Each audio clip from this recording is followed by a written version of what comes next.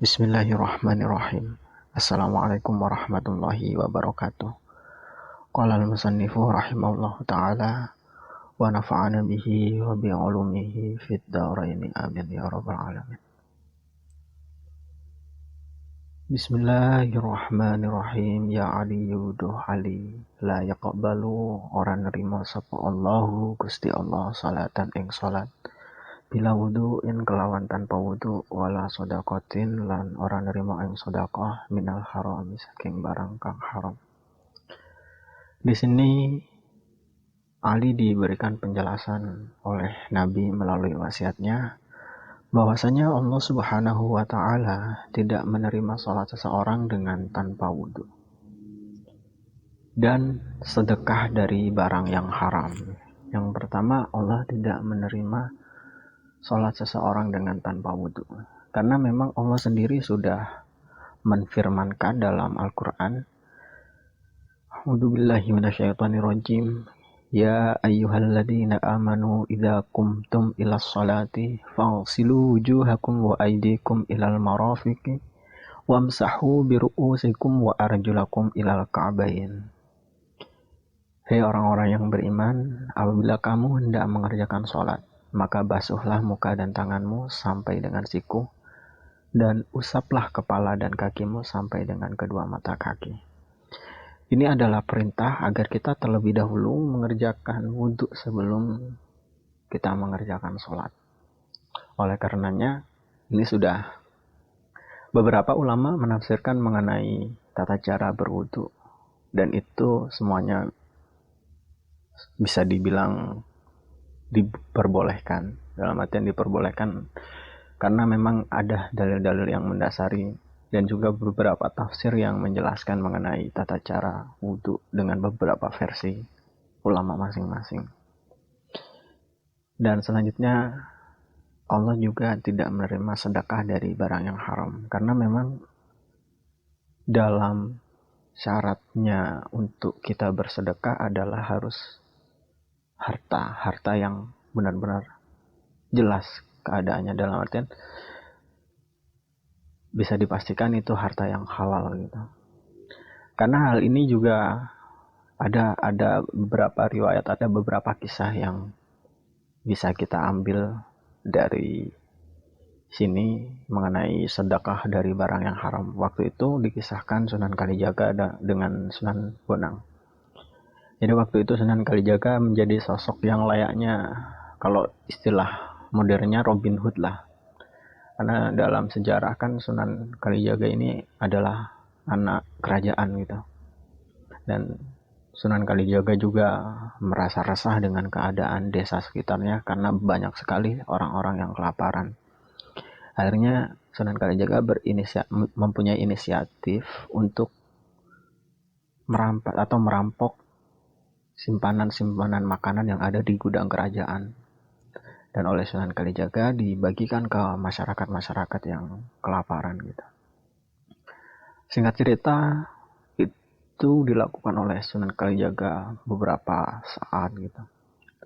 Pada puncaknya akhirnya ketika di suatu waktu ia bertemu dengan Sunan Bonang. Waktu itu Sunan Bonang datang dengan membawa tongkatnya. Dan ketika Sunan Kalijaga melihat tongkat yang dibawa oleh Sunan Bonang ini, tahu-tahu tongkat itu berubah menjadi emas. Dan Sunan Kalijaga pun dengan punya inisiatif mau merampas tongkat itu, yang nantinya ia mau bagikan ke masyarakat di desanya, di desa sekitar tempat Sunan Kalijaga tinggal. Akhirnya diambillah itu tongkat dari Sunan Bonang. Ketika diambil, ternyata tongkatnya menjadi tongkat yang biasa.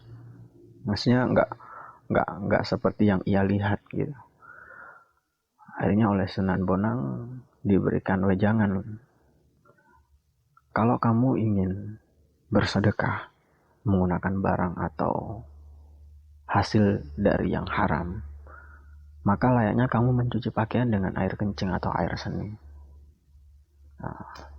Saat itulah Sunan Kalijaga langsung meminta Sunan Bonang agar diangkat menjadi muridnya. Dan untuk bersyarat pertama, Sunan Kalijaga harus bertapa terlebih dahulu di pinggiran sungai. Akhirnya beliau dikenal dengan Sunan Kalijaga itulah. Mungkin itu juga bisa menjadi landasan bagi kita atau menjadi menjadi perumpamaan yang kita bisa ambil hikmahnya dari cerita ini. Bahwasanya memang ketika kita melakukan suatu ibadah, itu ada syarat dan rukun yang harus dipenuhi. Jadi kita nggak bisa asal langsung ibadah. Sama halnya seperti kita mau menjalankan sholat. Ternyata kita nggak niat. Benar-benar nggak niat, disengaja untuk nggak niat, ya sholatnya nggak sah. Dan sama seperti tadi, kalau misalnya nggak wudhu, ya sholatnya nggak sah. Misalnya nggak wudhu tapi ada kendala karena nggak ada air atau apa, itu masih bisa diganti dengan tayamum, ada rukhsah atau keringanan di situ. Yang jelas ada dasar, ada syarat dan rukun yang harus dipenuhi ketika seseorang mau menjalankan suatu peribadatan. Yang paling umum adalah niat. Yang paling umum adalah niat. Yang paling mendasari suatu ibadah itu adalah niat. Innamal a'malu binniyat. Segala amal atau segala perbuatan itu tergantung dengan niat. Jadi niat ini sifatnya universal, bisa menyeluruh. Jadi kita nggak bisa salah nih, misalnya kita sholat duhur tapi niat kita sholat asar, itu nggak bisa, harus benar-benar difokuskan. Jadi harus benar-benar ada tuntunannya. Yang inilah menjadi landasan kenapa kita harus belajar fikih, kenapa kita harus mempelajari usul fikih dan qawaid fikih, agar kedepannya kita bisa tahu landasan-landasan apa nih yang dipakai dalam suatu peribadatan. Karena gampangnya kalau kita perang, kita nggak menyiapkan strategi, langsung kita perang aja, langsung hajar gitu.